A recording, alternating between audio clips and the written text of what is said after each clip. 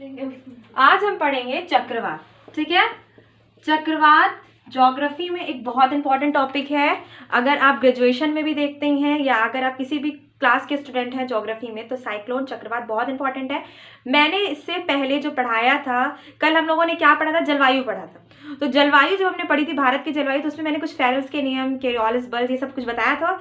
तो उसमें आज यहाँ पे भी कुछ इंपॉर्टेंट पॉइंट्स इसके हैं, क्योंकि मैंने कल कहा था कि चक्रवात हम डिटेल में पढ़ाएंगे। तो कल मैंने जलवायु पढ़ाते हुए चक्रवात छोड़ दिया था। तो आज हम चक्रवात पढ़ते हैं। सबसे पहले कुछ इंपॉर्टेंट पॉइंट्स अलग से नोट कर लेते हैं।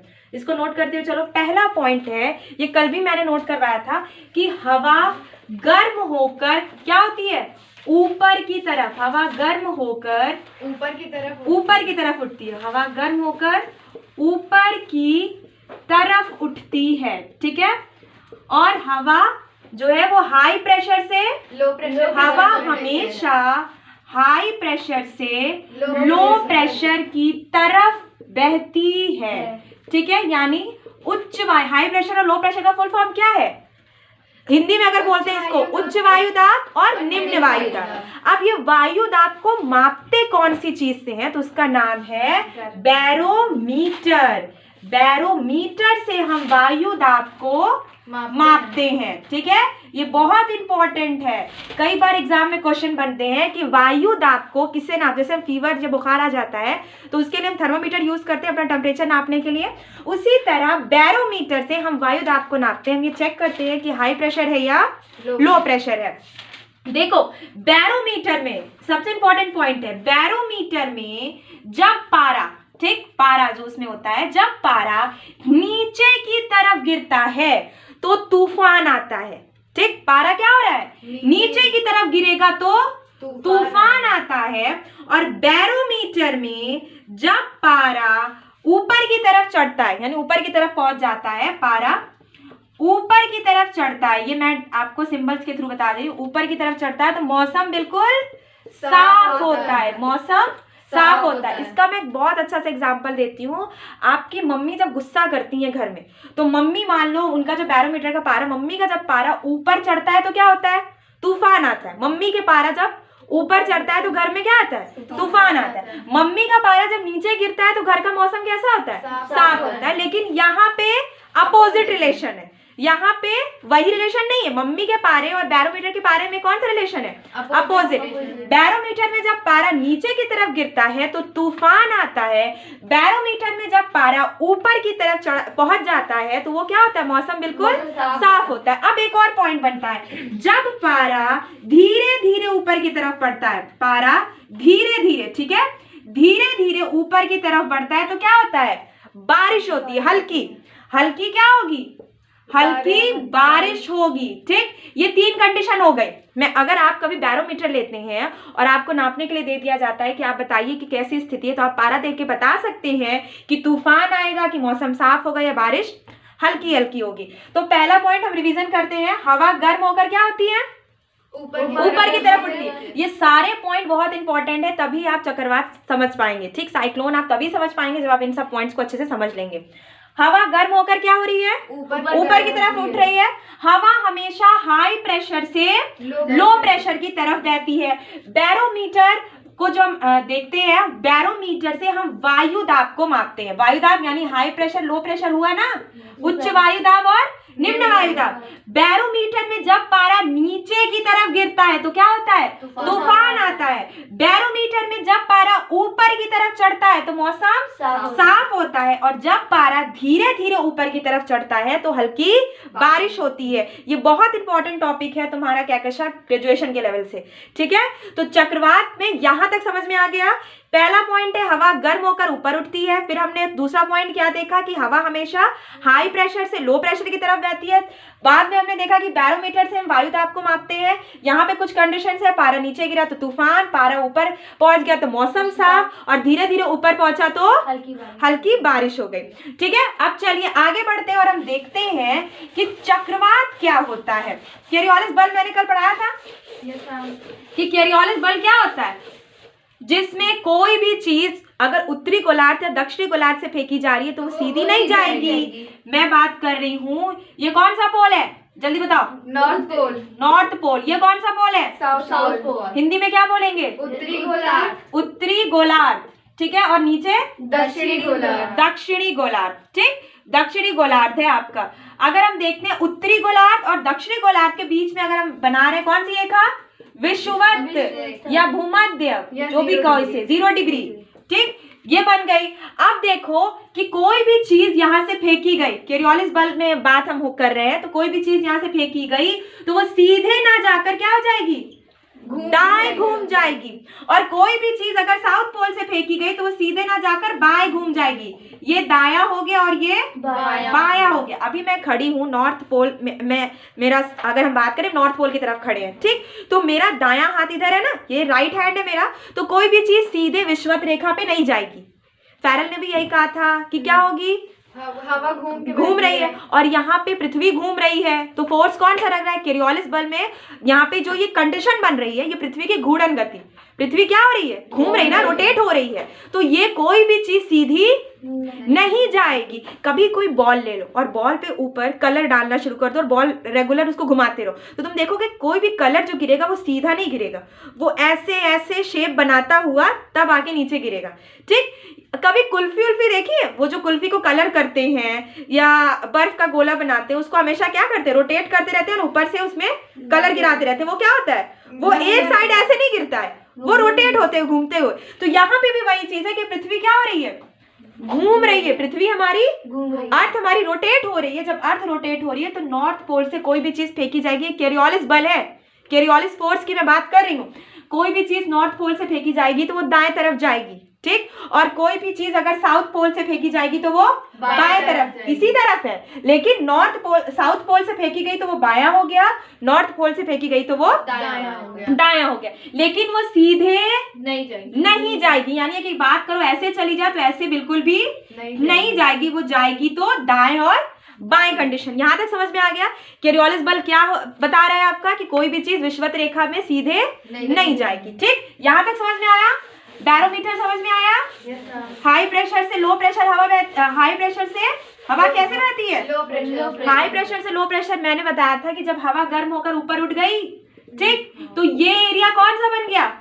High pressure. जहाँ पे हवा ज्यादा होगी वो एरिया हाई प्रेशर का हो गया, और जहाँ पे हवा नहीं होगी वो एरिया लो प्रेशर का हो गया। अब जहाँ पे भीड़ भाड़ बहुत ज्यादा हो गई, हाई प्रेशर हो गया, तो हवा वापस से लो प्रेशर की तरफ बहना शुरू करने लगी। हवा क्या करने लगी?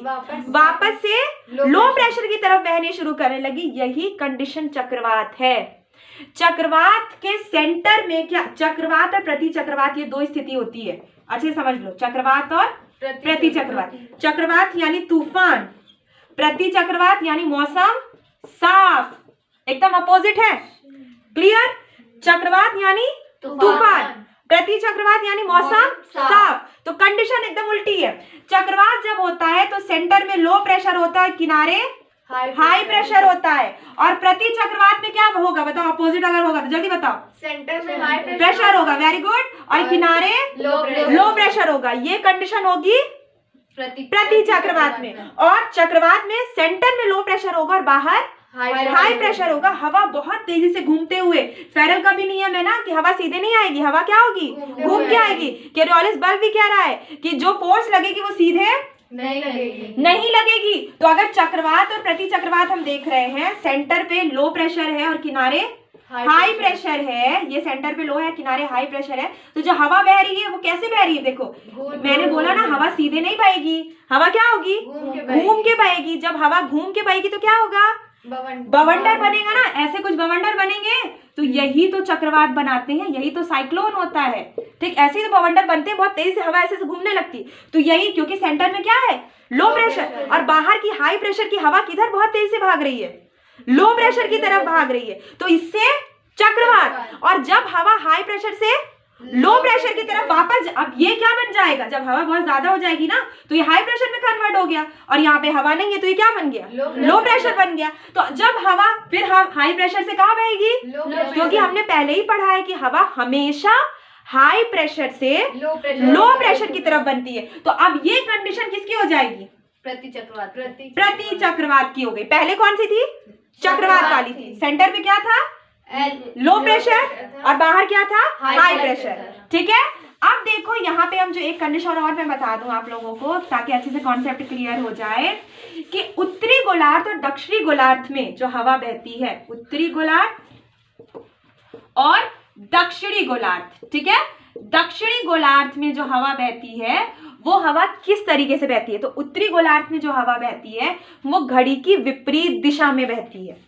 यानी ये मैंने अगर मैं यहाँ बताती हूँ, ये विषुवत रेखा है बीच में, ये उत्तरी हो गया और ये, या अगर बात करते हैं नॉर्थ पोल, और ये हो गया साउथ पोल। अब यहाँ पे जो हवा बहेगी वो एंटी क्लॉकवाइज होगी। एंटी क्लॉक ऐसे चलती है ना, टिक टिक टिक, घड़ी ऐसे चलती है, ऐसे चलती है ना घड़ी, लेकिन ये कैसे चलेगी, उल्टी चलेगी, एंटी क्लॉक मैंने बोला। तो घड़ी की विपरीत दिशा में चल रही है। कैसे चल रही है, विपरीत दिशा में। लेकिन इसका अपोजिट कर दो एकदम, जब दक्षिणी गोलार्ध में होगी तो घड़ी की दिशा में, यानी इधर घड़ी ऐसे चलती है, और ये अगर नॉर्थ पोल में हुई तो विपरीत ऐसे चलेगी, घड़ी की विपरीत, यानी एंटी क्लॉकवाइज चलेगी जब नॉर्थ पोल में होगी, और क्लॉकवाइज चलेगी जब साउथ पोल में होगी। ये साइक्लोन में अगर हम देखते हैं हाई प्रेशर और लो प्रेशर की जो हवाएं हैं उसके बारे में बात किया जा रहा है कि क्लॉकवाइज चलेगी आपके साउथ पोल में, एंटी क्लॉकवाइज चलेगी आपके नॉर्थ पोल में। ये कंडीशन समझ में आ गई। चक्रवात के टाइप या प्रकार कितने होते हैं, तो चक्रवात आपके दो प्रकार के होते हैं, एक उष्ण कटिबंधीय चक्रवात और एक शीतोष्ण कटिबंधीय चक्रवात। ठीक है, उष्ण कटिबंधीय चक्रवात और शीतोष्ण कटिबंधीय चक्रवात। कौन सा, शीतोष्ण कटिबंधीय चक्रवात। इसको मैं बताती हूँ ग्लोब के जरिए। मैं इसको साइड में लिख देती हूँ, यहाँ पे पहले ग्लोब बनाते हैं। देखिए ये ग्लोब है मेरा, बीच में कौन सी रेखा है, विषुवत रेखा, 0 डिग्री या विषुवत भूमध्य जो भी को। ऊपर कौन सी होती है और नीचे कौन सी होती है, ये अक्षांश रेखा है, है ना, अक्षांश। ऊपर कर्क होती है, नीचे मकर होती है। कोई डिग्री बता सकता है, 23.5 डिग्री, 23.5 डिग्री उत्तर, 23.5 डिग्री दक्षिण। क्लियर, कर्क रेखा 23.5 डिग्री उत्तर में और 23.5 डिग्री दक्षिण में मकर रेखा होती, तीनों अक्षांश रेखाएं। अब बात करते हैं इसके ऊपर भी हम देख लेते हैं, तो 66 डिग्री की रेखा होती है। ठीक, 66 डिग्री की अक्षांश रेखा हम देख रहे हैं। अब देखो इन दो रेखाओं के बीच जो चक्रवात आता है, 66.5 डिग्री से और 23.5 डिग्री के बीच में जो चक्रवात आ रहा है, वो चक्रवात मैंने बताया था ना कितने होते हैं, उष्ण कटिबंधीय और शीतोष्ण कटिबंधीय और शीतोष्ण कटिबंधीय, और एक शीत भी होता है। लेकिन हम इंपॉर्टेंट सिर्फ चक्रवात दो ही होते हैं आपके। ठीक, शीत में चक्रवात नहीं आता क्योंकि हवा वहां पे गर्म होगी ही नहीं, तो ऊपर उठेगी नहीं, तो हाई प्रेशर लो प्रेशर की कंडीशन ही बनती। लेकिन मैं बता देती हूँ 66.5 डिग्री से ऊपर का जो कंडीशन होती है वो आपकी शीत कटिबंधीय होती है। उस पर हम बात नहीं करते, मैंने बता दिया है। फिर भी अगर बात करते हैं उष्ण कटिबंधीय और शीतोष्ण कटिबंधीय चक्रवात कहाँ पे आते हैं, तो कर्क रेखा से मकर रेखा के बीच में जो चक्रवात आते हैं वो चक्रवात कहलाते हैं उष्ण कटिबंधीय चक्रवात। इसको बना लो अपनी कॉपी में। ठीक, उष्ण कटिबंधीय चक्रवात जो कर्क से मकर रेखा के बीच में आते हैं। अब बात करते हैं कर्क रेखा से 66.5 डिग्री रेखा तक जो चक्रवात आते हैं वो कौन से होते हैं, उष्ण शीतोष्ण कटिबंधीय, शीतोष्ण कटिबंधीय चक्रवात। और वही कंडीशन नीचे भी होगी, शीतोष्ण कटिबंधीय चक्रवात। नीचे क्या हो गई, शीत हो गई। ठीक, शीतोष्ण उष्ण कटिबंधीय चक्रवात कौन से चक्रवात हैं, तो शीतोष्ण कटिबंधीय चक्रवात वह चक्रवात है जो कर्क से 66.5 डिग्री उत्तर, मकर से 66.5 डिग्री दक्षिण में आते हैं, वो शीतोष्ण हो गए।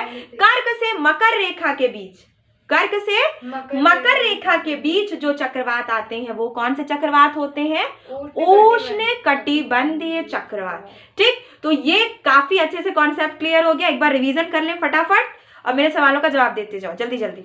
हवा क्या गर्म होकर कहाँ उठती है, ऊपर की तरफ उठती है। Very good. किस चीज से हम मापते हैं वायु दाब को? बैरोमीटर से। बैरोमीटर से हम वायु दाब को मापते हैं। हवा कहाँ से, हाई प्रेशर से या लो प्रेशर से, कैसे बहती है? हवा हमेशा हाई प्रेशर से लो प्रेशर की तरफ बहती है। Very good. अगर बात करते हैं कोरियोलिस क्या कह रहे हैं, कोई भी चीज अगर नॉर्थ पोल या साउथ पोल से फेंकी जाएगी सीधी जाएगी? नहीं, सीधी नहीं जाएगी। वो अगर साउथ पोल से फेंकी गई है तो वो नहीं, वो हवा की बात नहीं हो रही। अभी मैं बात करी अगर कोई भी चीज उत्तरी गोलार्ध या नॉर्थ पोल से फेंकी गई या दक्षिणी गोलार्ध साउथ पोल से फेंकी गई, तो अगर उत्तरी गोलार्ध से फेंकी जा रही है तो वो दाएं तरफ घूमेगी, और अगर वही चीज दक्षिणी गोलार्ध से फेंकी जा रही है तो वो बाएं तरफ घूमेगी। कंडीशन वही होगी, बस चीज इधर ही होगी, ऐसे और ऐसे, लेकिन ये दाया हो गया, और यही अगर हम टर्न कर गए तो ये बायां हो गया, ऐसे घूम जाएगी, कोरियोलिस ने कहा। अगर हम बात करते हैं उत्तरी गोलार्ध और दक्षिणी गोलार्ध में क्या कंडीशन होती है? उत्तरी गोलार्ध में जो हवा बहती है हाई प्रेशर से लो प्रेशर की तरफ, वो एंटी क्लॉकवाइज बहती है, और दक्षिणी गोलार्ध में जो हवा हाई प्रेशर से लो प्रेशर की तरफ बहती है वो क्लॉकवाइज आपकी बहती है। ये कंडीशन हो गई। चक्रवात क्या होता है? जब हवा हाई प्रेशर से लो प्रेशर की तरफ बहती है और सेंटर में क्या होता है? लो प्रेशर होता है, और बाहर हाई प्रेशर होता है, तो क्या बनता है? चक्रवात, बवंडर बनता है। प्रति चक्रवात क्या होता है? जब मौसम बिल्कुल साफ होता है तो सेंटर में क्या होगा? हाई प्रेशर, और बाहर लो प्रेशर। ये समझ में आ गया? चक्रवात अच्छे समझ में आ गया? तो आज आपका टॉपिक बस इतना ही।